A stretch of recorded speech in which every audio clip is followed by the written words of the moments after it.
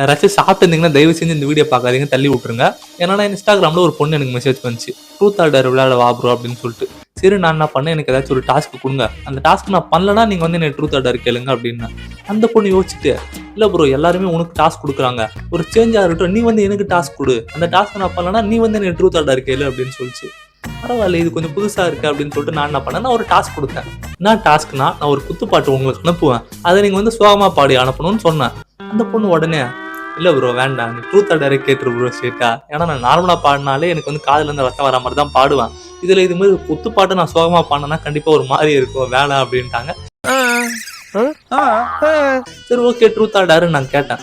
நான் எங்கன்னா டேர் அப்படின்னு சொல்லிட்டாங்க அப்படின்னா நான் என்ன வில்லங்கமா கேட்டுற போறேன்ட்டு அந்த பொண்ணு என்ன பண்ணிச்சு, உஷாரா ட்ரூத்னு சொல்லிட்டு சூஸ் பண்ணுச்சு.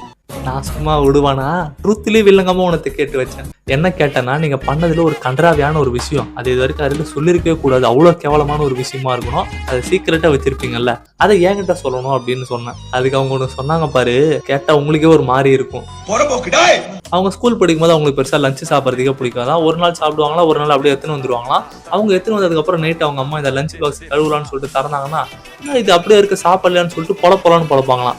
இதனால அம்மா கிட்ட இருந்து எஸ்கேப் ஆகலான்னு அவங்க என்ன பண்ணிருக்காங்க, அவங்க அம்மா அந்த பாக்ஸ் எடுத்து கழுவுறதுக்கு முன்னாடி ஸ்கூல்ல இருந்து வந்த உடனே என்ன பண்ணுவாங்கன்னா, அந்த பாக்ஸ்ல இருக்க அந்த லஞ்சை வந்து ஒரு பேப்பர்ல கொட்டி அதை அப்படியே இப்படி ரோல் பண்ணி அதை அவங்க வீட்டு பீரோ கடியில பதுக்கி வச்சிருவாங்களாம். இதுவே ஒரு மாதிரி தானே இருக்கு. இதுக்கும் மேல ஒண்ணு சொன்னாங்க, ஏன்னா நான் எப்பயாச்சும் ஒரு வாட்டி வீட்டில் பார்த்துட்டேன் அப்படின்னா என்ன பண்ணுவாங்கன்னா, அது வந்து நான் யூஸ் பண்ண நாப்கின் அப்படின்னு சொல்லிட்டு சமாளிச்சிருவாங்களாம். அப்பதான் நான் அறிவாளி மாதிரி ஒரு கேள்வி கேட்டேன். ஏன்னா நான் மாசத்துல ஒரு நாள் 2 நாள்லாம் பரவாயில்ல, பாதி நாளைக்கு மேல சாப்பிடாம அங்கே தானே பதுக்குறீங்க, எப்பயாச்சும் ஒரு வாட்டி நாப்கின்னு சொல்லலாம், எப்பவுமே அது எப்படி காரணமா சொல்ல முடியும் அப்படின்னு நான் கேட்டேன். அதுக்கு அவங்க ஒன்று சொன்னாங்க, இல்லை என்கிட்ட நான் வந்து இது இங்கேயும் பதுக்குவேன், நான் இன்னொரு ஐடியாவும் வச்சிருக்கேன், அதையும் நான் பண்ணுவேன்ட்டு. இதுதான் இருக்கிறதுலேயே ரொம்ப கொடூரமா இருந்துச்சு. ஏன்னா நான் டிஃபன் பாக்ஸ் எடுத்துன்னு டாய்லெட்டுக்கு போயிட்டு டாய்லெட்ல அதை கொட்டி ஃப்ளஷ் பண்ணி விட்டுருவாங்களாம்.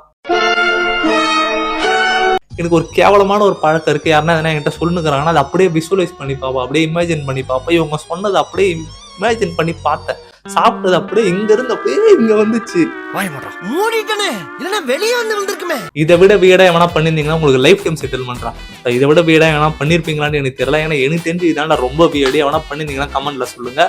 ஸோ இந்த வீடியோ பிடிச்சிருந்தா லைக் போட்டுருங்க, அண்ட் செல்லமா தட்டிட்டு போங்க.